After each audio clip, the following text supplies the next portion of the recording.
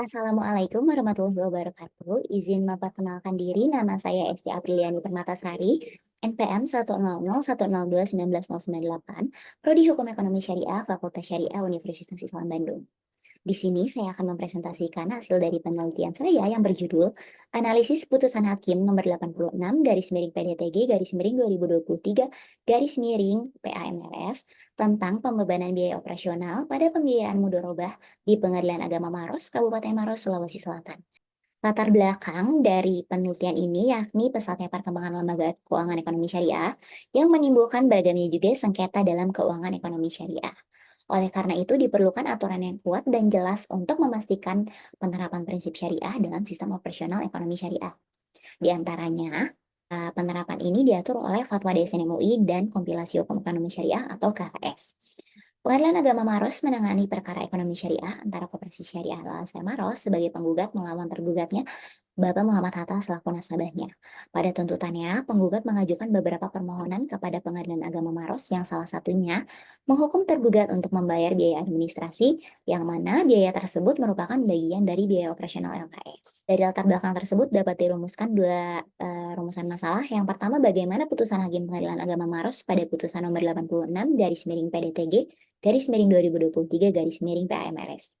Dan yang kedua, bagaimana analisis putusan Hakim Pengadilan Agama Maros pada putusan nomor 86 garis miring PDTG garis miring 2023 garis miring PAMRS. Biaya operasional ini merupakan biaya yang dikeluarkan untuk menjalankan aktivitas sehari-hari sebuah perusahaan yang mencakup gaji, komisi penjualan, tunjangan karyawan dan kontribusi pensiun, transportasi dan perjalanan, amortisasi dan depresiasi, serta sewa perbaikan hingga pajak. Antonio M. Syafi'i juga menyebutkan bahwa biaya operasional bagi LKS itu mencakup biaya dana yang dikeluarkan untuk menghimpun dana masyarakat, gaji, biaya administrasi, serta pajak penghasilan. Metode penelitian yang digunakan dalam penelitian ini yakni kualitatif dengan pendekatan yuridis normatif. Jenis dan sumber datanya menggunakan studi kepustakaan dengan sumber hukum primer dan sekunder, metode pengumpulan data menggunakan studi pustaka dengan dokumentasi, serta metode analisis data ini dengan cara reduksi data, penyajian data, serta penarikan kesimpulan. Hasil dan pembahasan, angsuran administrasi tersebut dikabulkan oleh Hakim Pengadilan Agama Maros. Biaya tersebut dibebankan kepada tergugat yang berperan sebagai mudorib atau pengelola modal.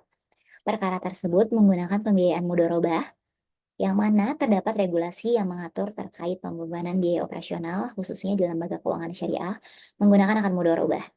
Fatwa DSN MUI nomor 7 garis miring DSN MUI garis miring 4 garis miring 2000 tentang pembiayaan mudorobah menyebutkan bahwa biaya operasional dibebankan kepada mudorib. Sedangkan pada kompilasi hukum ekonomi syariah pasal 247 tentang mudorobah menyebutkan bahwa biaya perjalanan yang dilakukan oleh mudorib dalam rangka bisnis kerjasama dibebankan pada modal dari sohibul mal. Ketentuan fikih juga menjelaskan mengenai mudorobah ini, terdapat beberapa fuqaha juga yang mengizinkan mudorib untuk memperoleh biaya pengelolaan. Jika melihat dari pandangan mayoritas fuqaha tersebut, penerapan biaya administrasi ini dibebankan dari modal mudorobah itu hanya diizinkan jika mudorib melakukan perjalanan saat menjalankan usaha mudorobah. Namun pada kenyataannya, LKS yang bertindak sebagai mudorib ini dalam operasional usaha mudorobah tidak melakukan perjalanan. Jika dianalisis dalam konteks hubungan antara KHS dengan fatwa RDSN MUI, terlihat adanya ketidakselarasan dalam regulasi di antara keduanya.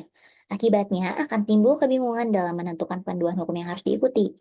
Selanjutnya, jika kita mempertimbangkan peran keduanya, terlihat bahwa mereka memiliki fokus yang berbeda, di mana KHS ditujukan untuk penyelesaian sengketa ekonomi syariah di pengadilan agama, sedangkan fatwa DSN MUI ini lebih menitikberatkan pada pengaturan operasional sistemnya.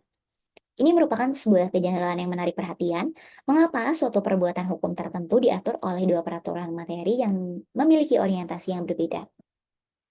Jadi dapat disimpulkan bahwa majelis hakim di sini eh, membebankan biaya operasional kepada tergugat.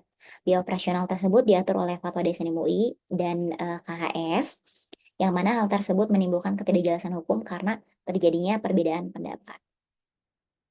HKS ini dari segi cakupannya tidak bisa mengikat ekonomi syariah di luar terjadinya sengketa ekonomi syariah. Jadi terasa ambigu apabila suatu peraturan hanya mengatur dan mengikat dalam konteks penyelesaian sengketa, sementara operasionalnya di lapangan tidak terikat oleh peraturan tersebut. Akibatnya, hal ini berpotensi merusak penjaminan kepastian hukum, keadilan, dan kemanfaatan yang seharusnya menjadi tujuan utama pembentukan hukum. Sekian presentasi yang dapat saya sampaikan. Mohon maaf apabila ada salah-salah kata. Terima kasih banyak. Wassalamualaikum warahmatullahi wabarakatuh.